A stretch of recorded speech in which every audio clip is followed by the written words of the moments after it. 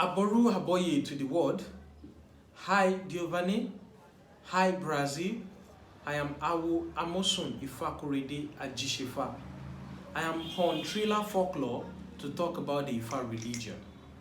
On Ifa religion, we are going to talk about what Ifa is, the spiritual part, and how Ifa came to be. Ifa itself is a Yoruba spiritual system of divination and a religion actually. And how did this Ifa came to be? According to a myth from the Odu Ifa Ejiobi, Orunmila, who happens to be one of the Orishas, and Orisha that is the chosen one by Olodumare, was sent to this world. When Orunmila got to this world, he was given wisdom by Olodumare to understand the situation of people's problem, to create understanding for them on the path to take so as to achieve solution to the problem and providing necessary solution to that certain problem. These are the assignments Olodumare gave to Orunmila. Likewise, he gave each assignment to all other Orishas too. When Olodumare gave all this assignment to Orunmila, he came to the world and he started performing all these functions. But as time goes on, that the problems of human being started increasing.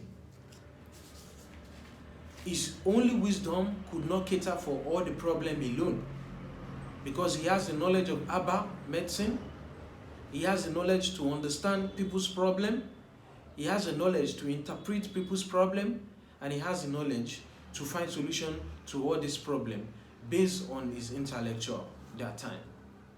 All this seems not to be enough. And then a day, Orunmila went to the temple of Olodumare. While bowing in the temple of Olodumare, Olodumare, all the assignments you gave me to helping humankind, I am doing all, but the all seems not to be enough. How do you help me out? For example, out of 10 problems that I have, with my wisdom, I am always able to solve 7, but there are 3 left. You didn't give me half-done job. I have to complete this job. Olodumare, help me out. And that was when Olodumare said, okay, for you not to be stressing yourself to come to my temple to find solution to all the problem, then what I am going to do is, I am going to give you my mouthpiece. With this mouthpiece, whenever you cast it, I will reveal a sign to you. And once the sign is revealed, I am going to tell you everything, that whatever message I need to tell you wherever you are. And that was when Olodumare gave Ifa to Orunmila. And when Orunmila brought this Ifa to the world, everything changed. Orunmila started using Ifa for betterment of humankind. Whenever people come to Ifa with a certain problem or the other, they speak to Ifa. Ifa reveals a sign to Orunmila, and Orunmila interprets this message to them. And how did Ifa get to us? Orunmila taught his children, his students, Ifa. He gave them the knowledge. This is how Ifa divination works. This is how Ifa consecration works. This is how Ifa initiation works. This is how propitiation of Ifa works. This is how to deliver message from Ifa works. And this is how Ifa came to be. And ever since then. So the next question is talking about the main spirits and the deities worship in Ifa courts, and probably my experience with one in life. Okay, what are the spirits and deities that we have in Ifa spirituality? We have all the 401 Orisha. Ifa taught us that Okanlerinwo Irunmole Oni Olodumare da. That is 401 Orisha. Within this Orisha, we have the primordial ones that are in existence before even the world was created. We have some that are like humans, like us. What is the meaning of Orisha? We call them Eni Orishada. What is the meaning of Eni Orishada? Eni Orishada simply translates to the chosen one. That is, he who the head, the destiny, the Olodumare chose for a particular purpose or a particular assignment. And this is how Olodumare created all the 401 Orisha. In this Orisha, we have spirits in them that they are not in human realm like us. They are still in existence today. And most of the spirit ones, they are primordial. Some are in existence and some has to be joined. Let me explain myself. We have Ifa. Ifa is primordial. We have Oshun. Oshun is primordial. We have Eshu. Eshu is primordial, and so many other Orishas too. But what I want to say here is the ones that completely fit into the spirit part are the ancestors. The ancestors fit in the spirit part because once we die in this world, we join our ancestors in the spiritual realm. We still have some certain functions we can perform in this world, and we have certain functions we perform in the spiritual realm. But the Orishas are the ones that we have in this world, that we can speak to them, we can venerate them, we can propitiate them, we can appease them, and we can tell them to do certain things for us or the other. I am going to talk briefly about some Orisha. We have Obatala, Obatasha, Obatakuntakunlode is the sky father, is the creator of human bodies. When Obatala is given the assignment of creating human body from the soil. When it does, Olodumare himself will breathe into them, will give the bodies life. And when Olodumare gives them life, they will become born in this world. That is what the Yoruba pantheology told us, and which is true according to all the knowledge of Ifa. Orisha Obatala is the father of all Orisha. He is the head of all Orisha.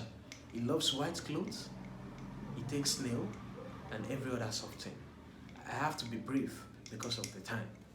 Ogun is a Orisha warrior, technology, innovation, development. This is Orisha Ogun. Everything we use today is made of, most of the things we use today rather, is made of iron.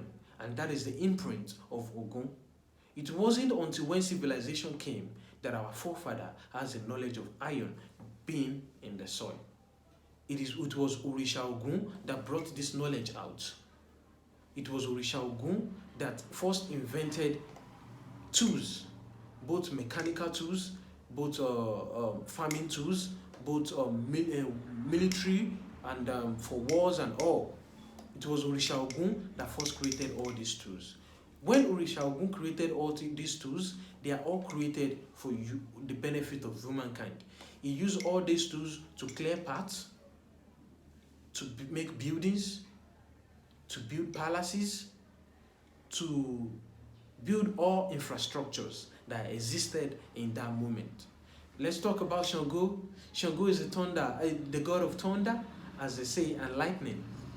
Shango has strong spiritual energy, and that is why Orisha Shango is dominated or is known worldwide, because Orisha Shango is in presence. It creates balance between the positive forces and the negative forces. We have Orisha Oshun. Oshun is the river goddess of water, purity, fertility, love, and sensuality. It possesses some attributes of humans that we can say accumulation of wealth, love, and others. We have all, and meanwhile, Oshun is the head of the female Orisha. Why is he the head of female Orisha? Out of the 401 Orisha that Olodumare created at the first instance, Oshun, there are 400 masculine spirits, that is masculine Orisha, that represent male spirits. And there is only one feminine spirit, which is Oshun. It was only Oshun that is primordial at that time, at the first time of creation. And the power that Olodumare gave to Oshun created balance with the 400. Just a single positivity created balance with 400 negativity. We have Orisha Oya. Orisha Oya. Orisha Oya is the Orisha of, it's also Orisha of femininity, fertility, and also Orisha of the winds, the storm, the lightning. Orisha Oya was married to Orisha Sango, and she is also a powerful Orisha. Let's talk about the law enforcer of natural and divine laws. Who is the law enforcer? That is Orisha Eshu. Eshu Odara. Onílé Oríta. Eshu Láàlú Ògiri Oko. Olódùmarè created Eshu Odara as an Orisha that possesses both complete positive energy and negative energy. Orisha Eshu Odara is the one that creates balance between all the goodness and negativities in this life. Orisha Eshu Odara is a messenger, very powerful, relevant, and multifunctional. If you want Eshu Odara to do good, he does good.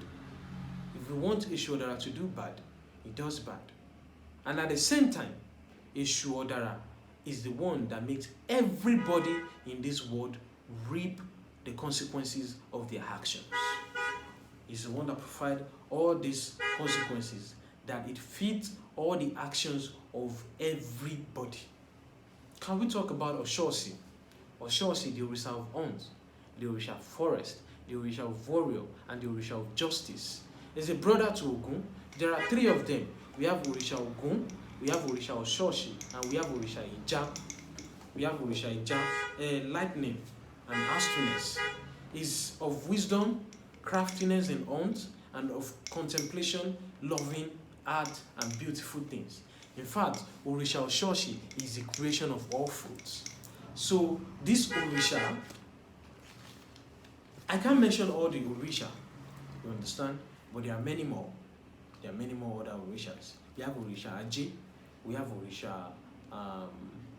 Orisha Oba, we have Olokun, we have so many others Orisha. They are all in existence. So now, as African spiritual parts, what is the importance of ancestor worship in Ifa? And is this practiced? Yes, it is practiced. Veneration of ancestors, it has been in existence ever since the creation of the Yoruba race, especially Africa at large. You understand? The veneration of ancestors is practiced in Isheshe, the traditional Ifa. In fact, Ifa shows the importance of our ancestors, and Ifa says that they still live among us, and we have to pray to them, we have to appease them, we have to propitiate them. How do they come in existence? How do they come in existence? We have the Egungun, and it is through Egungun, Orisha Egungun, that the ancestors are referred. How are they referred? They are referred through propitiation, they are referred through prayers, they are referred through festivals. This Egungun, they are what we call masquerade or masked individual. They cover themselves with masks and they come as the spirit to pray to people, to pray to the family, to pray to the community. And that is what Egunguns are. So the other way we pray to our ancestor is through libation. How do we do libation? Libation is a ritual of heritage poured for the ancestors. What we do is we take drink, either alcoholic or non-alcoholic, both goes. Then we call the names of our ancestors as far as we know.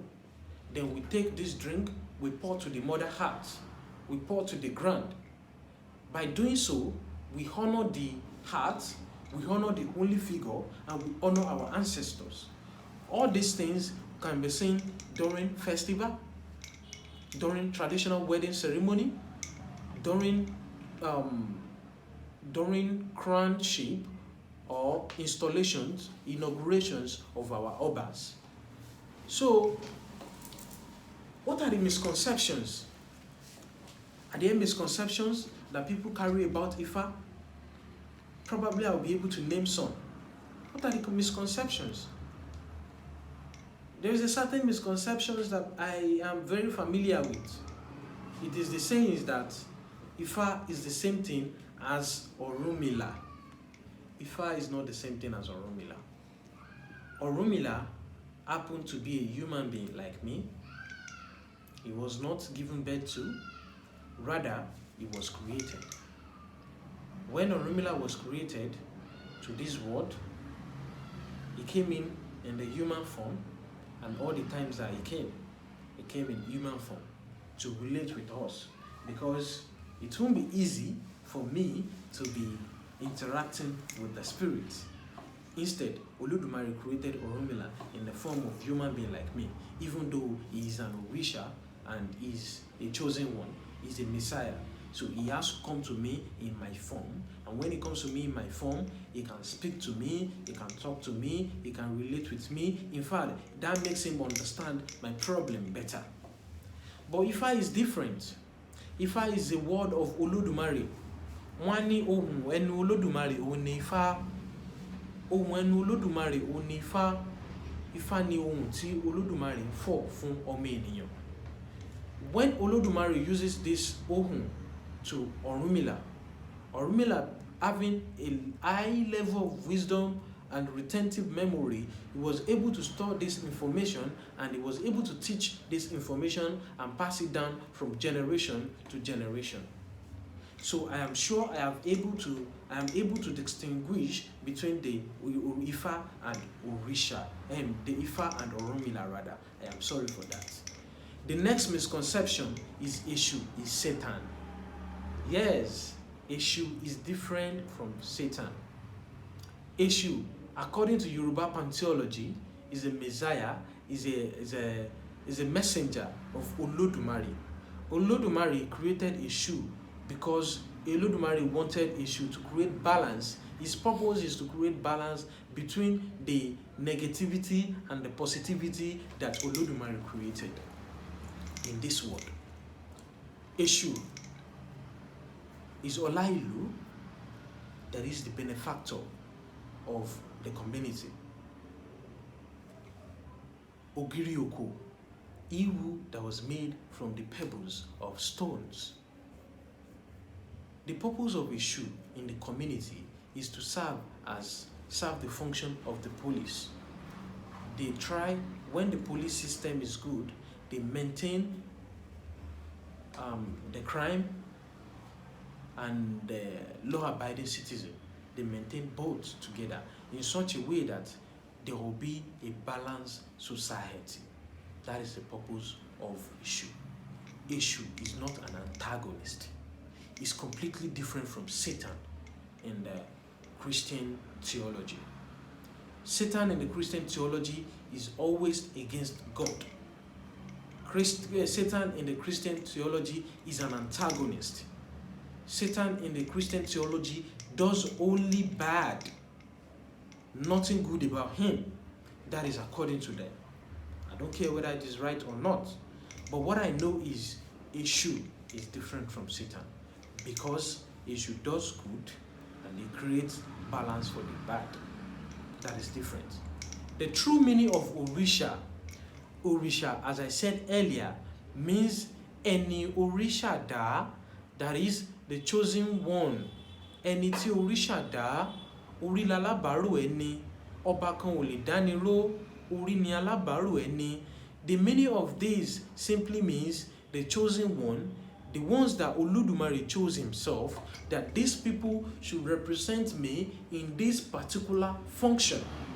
They were given each function: Orunmila, wisdom, divination; Shango, thunder, lightning, the power of the sky, maintaining with the heart; Eshodara, maintenance of positivity and negativity; Obatala, creation of human being; Oshun, water; Olokun, water; Yemoja, water, fertility, and all other functions. This is how Olodumare created all the Orisha. And there is also a particular misconception. They said oracular power is necessary for Ifa divination. I have heard of someone saying that you have to possess a power that is not explainable for you to understand the concept of Ifa. This is wrong. This is not right. If you have the knowledge of Ifa, the whole 256 verses, the whole 256 Odu Ifa, each Odu Ifa, you are able to learn the knowledge of each. You know the signs of each. You can use Okpele. This is a divination chain. This is a divination chain. It has 8 faces. 1, 2, 3, 4, 5, 6, 7, 8. If you throw this on the floor, a particular Odu Ifa will be revealed out of the 256. And if you have knowledge of that particular Odu, then you can do Ifa divination. You do not have to have a mythical power, a power that is not explainable, oracular power for you to have understanding of what Ifa says. So, the next question I'll be addressing is about the social and cultural importance of Ifa and other African religion for today. And how important is this to our community? Ifa and other Orisha, they are us. We are them. You understand? They are our ancestors. They provided this tradition. They created this culture. They created this society. And that is what makes us a people. So whatever thing is happening in our society now, the culture, the social functions, the traditions, they were all created by our ancestors. And what did our ancestors use? They used the knowledge of Ifa. This dressing, where you have Bie Buba, Shokoto, Atifila, is a tradition of Yoruba people. This is our culture. This is our dressing. It is a norms, you understand. At the same time, I holding a rocket. This is how Orunmila holds a rocket. It's a very important tool for Orunmila. He uses it in separation of Odu, divination chain, wherever, anytime they are revealed. So, how important is Ifa and other African religion? How important are they to our cultural and social development? They are very important. In fact, I would say they created our culture, they created our tradition, they created our society. So everything you know about African culture, African society, the societal structure, the societal function, the tradition, it is all created by the knowledge of Ifa. There is a particular Hudus, Otuameji, which says Araba ni Baba, Araba ni Baba, Enita Abalaba ni Baba, Enita Abambawanju, Otito Baba Enise. That is Araba. Araba is the head of Babalawo. He said, whoever rise to the position of the head of Babalawo is enough to be called a father. Araba ni Baba. Araba ni Baba. Araba is a tree. It's classified as a strong tree because of its spiritual functions, its size, its breadth, and all the functions in the tradition and society. And that is why they place Araba as the head of trees. This tree, Orunmila said, it is enough to be called the head of the tree. Araba ni Baba, Araba ni Baba, Enita Ababanlaba ni Baba, Enta Babanwaju Tito Baba Enisi. That is, the person that is born before you is already older than you. And even if it is just a split seconds of experience that they have in this world, there is probability you are not going to experience that. Because what they experience in their time might be different from yours. And that information is enough to make them an elder.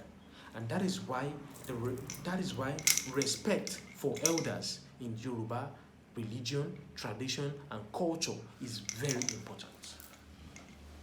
It's very important. We give respect to the elders. We give respect to them. We pay homage to the dead ones. And this is important for who we are. You understand? So, next thing I'll be talking about is what advice I have for people who want to know about their spiritual path. If you want to know about your spiritual path, you having the thought of trying to know about your spiritual path means you are on the path of discovering yourself. You understand? Your spiritual path, you have to start at any point in time you make that decision. And how do you go about this? My advice for you is first to be ready to learn. The second thing is still the same thing. You have to be open to knowledge. You get different knowledge from people. But by the time you go deeper in this knowledge, you are going to filter the knowledge into the right one, and you are going to have the right proportion. Or better still, you can look for a recognized priest that you see that is knowledgeable in this field, in this tradition, and you seek for knowledge or validation from them. The reason why I'm saying this is that so many people posing online as priests, as babalawo, whereas they do not have knowledge, deep knowledge about this thing. And I don't want you to be misled. So, how do you discover this? The first thing is you are going to make research on yourself. Search through the internet. Read about Ifa. Read about the other Orisha. Read about all African religion. And as you read, trust me, your instinct will tell you whichever one is right for you to follow. So, if you want to start, it is advisable you have a divination. When I want to make a divination, how do you know a true babalawo from a fake one? A true babalawo do not ask for your problem before divination. The only thing they ask you is, are you here for divination? And probably if they charge for that service, they are going to tell you the amount they charge for it. And once you are able to pay the amount they charge for their divination, they make Ifa divination for you. And once they make Ifa divination for you, they are going to deliver the message to you. That is the message Ifa has to say to you, about you, or for you. When they deliver this message, you are going to see the message fitting you, fitting your current situation, fitting your past situation, or suiting your plan for future. If this message now suits all these things that I mentioned, then you can identify that person as a true babalawo, because the message is from Ifa. Ifa will not give you a message that they use your name and your mother's name for that does not suit you. It must suit you, it must suit your situation, it must suit your problem and provide solutions to them. So, the guidelines I want to give for anyone that wants to start this Ifa spiritual path. The first thing is you need to do online research. So this will give you an idea of what you are getting into. And when you have an idea of what you are getting into, this is going to broaden your knowledge.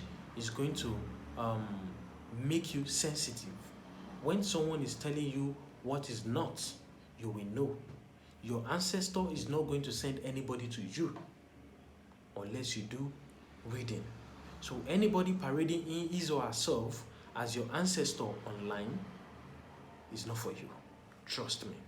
So the next thing is you need to find a mentor that suits your finding from the research. When you read about Ifa, they're going to tell you about certain things, all the things that you need to know. Let me explain something. There are 3 types of divination in practice currently. We have Ikin divination, in which you use Ikinfa, the sacred palm knot. Another divination system is you using this, the divination chain. There are different types of divination chain. You have this. This is the sacred palm knot. There are different types of divination chain. They work the same way. They perform the same function. All of them have 8 faces, and the 8 faces shows the same imprint of Ifa. So there are different types of divination chain, but they all perform the same function. So if you are talking about Ifa divination, the person that is making Ifa divination for you must be using either of this, or Ikin, or the cowries. That is another faction of Ifa we are going to talk about another time. And also, we are going to talk about each Orisha when the time permits. The next thing is you need to get a divination done. Like I said earlier, when you do a divination and they give you the message is going to suit you if the message is truly from Ifa.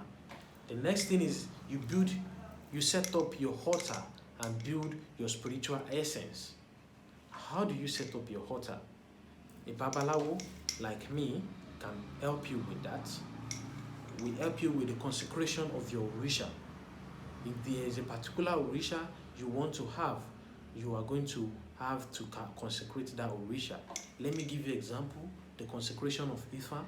The consecration means invoking the spirit of Ifa in the sacred palm knot and giving it to you. You can pray to this Ifa, you can talk to this Ifa, you can tell it your problem, you can tell it your situation, and you can cast this Ifa to check for the message it has for you. So after this, there is still another part that you can follow to build your spiritual essence, which is through Ifa Initiation. For you to be initiated into Ifa, they call it Tefa. With this, you are crowned Ifa. You are given Ifa.